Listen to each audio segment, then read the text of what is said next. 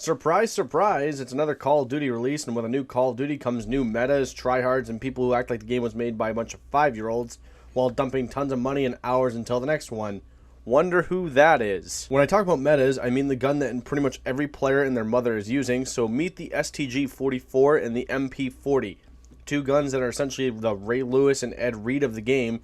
That means they're really, really scary to go up against. The STG44 is an AR with the right attachments, makes this thing an absolute beam. Preferably I'm using the rat-a-tat variant, which I have no clue how I got it, but the unholy amount of damage this gun can do has Justin Bieber writing songs about it. When creating the proper build, you want to make sure you use whatever attachments you can that will at least keep the godlike damage, and since the rat-a-tat does all the work for you, because the devs are just handing you things on a silver platter these days, why the hell not be a little bit lazy about it? Like, just look at this long shot that I was able to hit.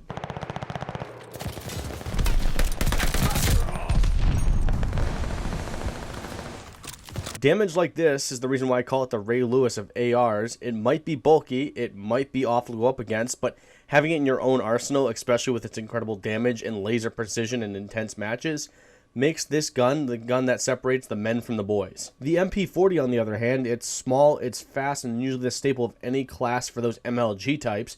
It feels like any World War II game Call of Duty is released within like the last few years or whatever. The MP40 is always just a must to use, which from playing Call of Duty games for like the last, I don't know, 80 years, might be due to the low rate of fire, stability, and damage that this thing shells out, making it an absolute monster close range and in some situations far away.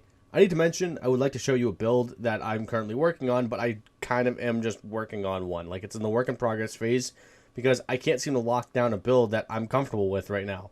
Doesn't matter what attachments I'm actually using, it just feels like everything really works in close quarters, and it really doesn't matter. It's more like a preference thing. But I've seen some great classes. I do have one that here I could show you right now that's worked out for me recently, so have at it. Want to know what's annoying though? It's the fact that both these guns back in the alpha/beta were already overpowered as fuck, but the developers outright either ignored that bit of feedback or they were more focused on building the world's greatest anti-cheat, which, by the way, is already being exploited by idiots. I mean, cheaters. Even though I'm enjoying the game more than any Call of Duty over the last like few years, I can't help be a little bit frustrated because it's been over and over, the developers lack any sort of attention to the community feedback.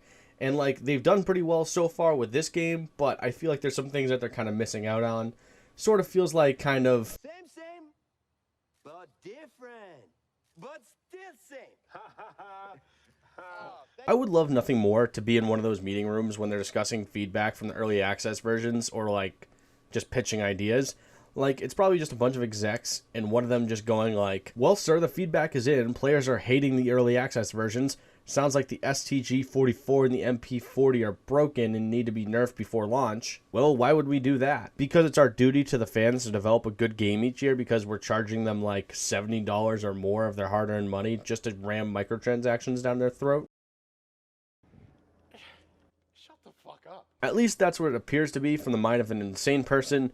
Also, I'm aware enough, I think, that little sketch or whatever got old pretty quick, so sorry.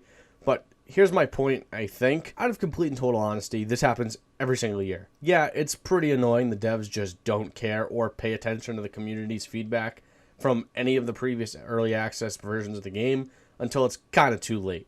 But this company made like $1 billion last year off doing Call of Duty the same way they've been doing, off just basically micro DLC that they pumped into this game. Sure, I can hope that one day the developers will actually like do better about listening to the community, but in the words of the great Boston Rob, But they won't. They never do. anyways, that's it. What do you think of the STG44 and MP40? Are they making you second guess your purchase, or have you just accepted that this is how Call of Duty makes money and that your opinion is pretty much invalid to them? Let me know in the comments section below. If you enjoyed the video, or even if you hated the video, feel free to like the video and maybe give it a follow for more similar stuff like this. Or not at all.